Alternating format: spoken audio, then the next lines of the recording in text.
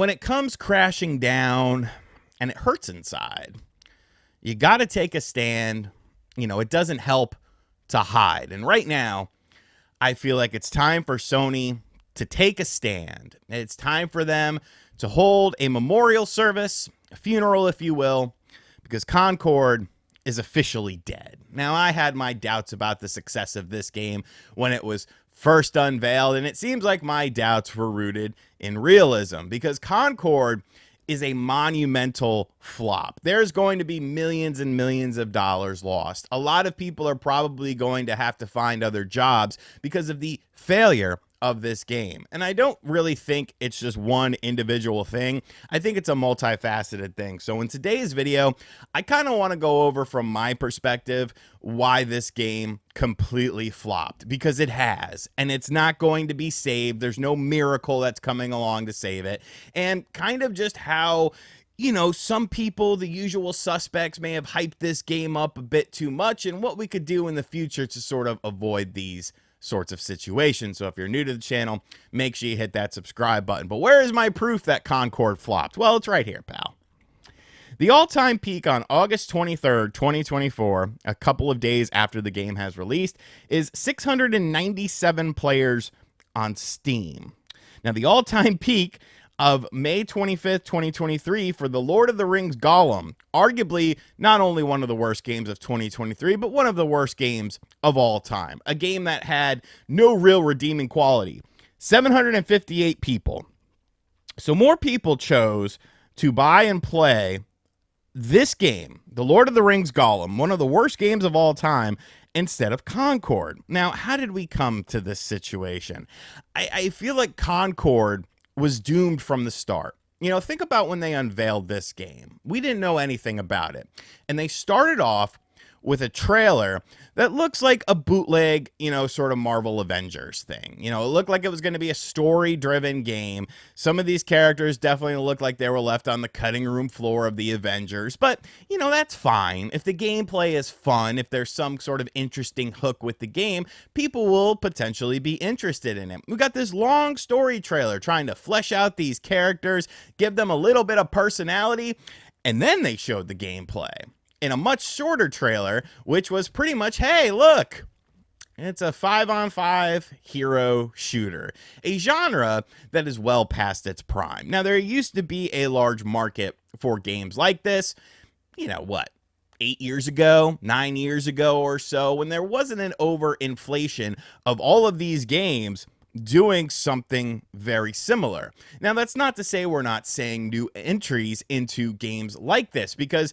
recently, as recent as this year, Star Wars Hunters came out on the Nintendo Switch, which was a team-based shooter, 5-on-5, I believe it was. And then, of course, you have Marvel Rivals coming out as well, another game that's very similar in style. But when you look at those two games, there's a major difference. Marvel Rivals has Marvel characters. Star Wars Hunters has Star Wars characters. So you don't necessarily have to be a fan of this style of gameplay. Maybe you're interested in Star Wars, or maybe you're interested in the Marvel properties. So there's something there for you. And with Star Wars Hunter, of course, that was a free-to-play game. I actually put about 5 or 6 hours into it. I pretty much felt like I saw everything I needed to with the game, but it was a decent enough time and it didn't cost me any money. Concord, on the other hand, does not have that luxury for two specific reasons. First and foremost, this is a $40 game. They are charging money for a game that has many contemporaries that are free to play, that are arguably better, that are arguably more fleshed out, that are arguably more quality experiences and more familiar experiences. And really, the characters that you brought to the table here aren't really all that interesting. Now, there's been a whole debate about these characters, and yes, I could definitely see how it just seems like they just sort of did like a DEI checklist or something like that to include every sort of person in the world. But if the characters were interesting, if they had, something interesting about them, I don't necessarily think that really matters at the end of the day, whatever their race or sex or pronouns is. Like, if you're a gender fluid, they, them character, like, are you cool?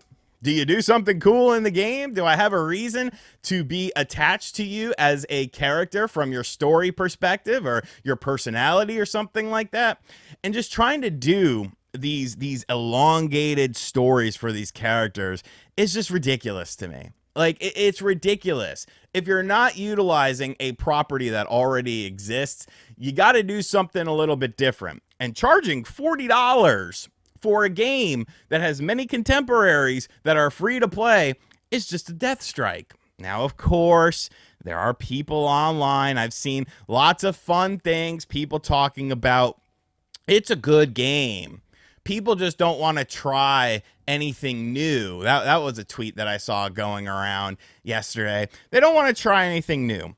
What is new about this style of game?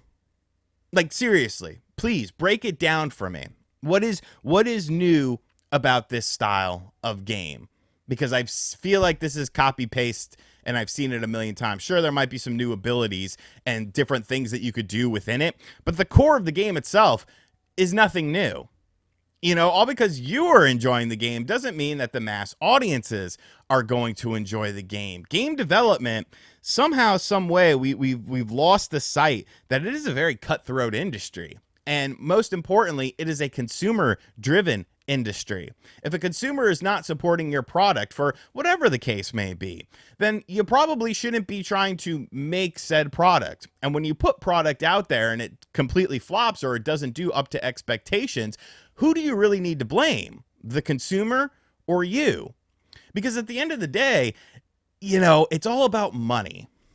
It's all about money. And it doesn't matter your race, your sex, your gender, your religion, your sexual preference, your pronouns. None of that matters to companies. What matters is being able to make money. You think that Sony is upset that a large contingency of Black Myth Wukong sales on the PlayStation 5 are Chinese instead of American people? No, they don't care. It's money to them. They want to make money. So when you see something like that, like the video game industry is supposed to make money. You have budgets, you have things that you need to do within those budgets. And if you're not catering to the consumers or you're not catering to a market that would enjoy this game, then yes, it's going to flop, even if you think it's fun. I also saw someone say in a Twitter Spaces, well, you know, maybe they need to bring Concord to Xbox. Really? That's gonna save this game, putting it on another platform so that another couple of hundred people will enjoy the game maybe and check it out. Are Xbox players really going to drop down $40 to play Concord? Because I don't think they are. I you know, call me crazy, but looking at how this game has been selling on Steam, looking at how this game has been performing on PlayStation, I don't necessarily think that Xbox gamers are going to be flocking to this game. Just, you know, just a thought here. It's tough out there for video game companies, and I get it, okay? When this game was probably conceived and in the development stages, like, yeah, this was like 8 years ago or so. So obviously the gaming market has indeed shifted. The gaming market has indeed changed, but you kind of have to adapt to things like that. You kind of have to have the foresight in order to figure out, you know, what's going to be the next thing. What are people going to be interested in? What should we make this game and how should this game play out? When you're bringing in a brand new IP, putting it into an oversaturated genre and charging money when many of your competitors are not charging money for it, what exactly do you expect to happen with this?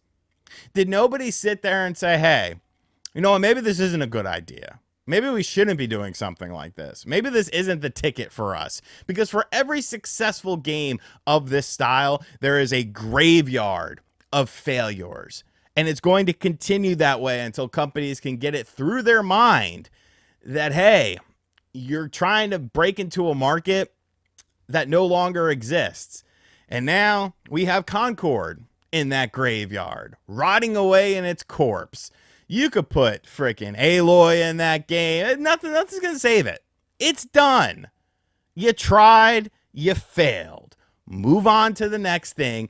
And most importantly, learned something from this, because you still allegedly have more games coming that are going to be similar to this. Looking at you, Marathon from Bungie, which Bungie is a whole completely different situation. And isn't it interesting how we got that story that Bungie was concerned about Factions 2, and that's why Factions 2 never saw the light of day, even though that was in development for a while.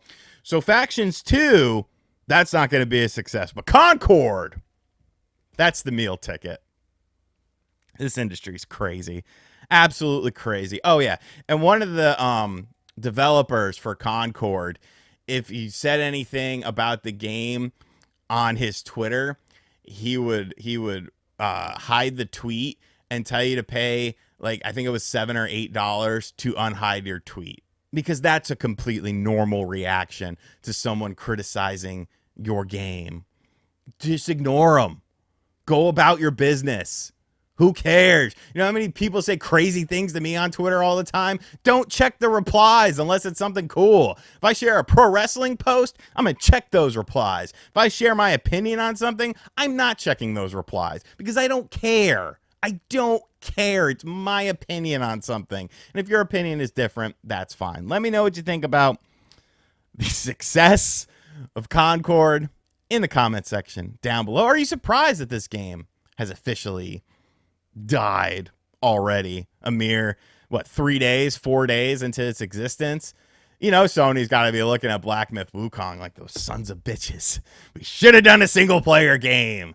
Damn it. I thought the kids liked these multiplayer games. And as always, guys, thank you for checking out this video. Like I said at the start, if you are new to the channel, make sure you hit that subscribe button. Be sure to like, comment, and share. Hit the bell for notifications as well. Dislike the video. Say that I'm a piece of crap in the comment section. That's cool too. I don't really care. And as always, I'll catch you guys on the next video. Later.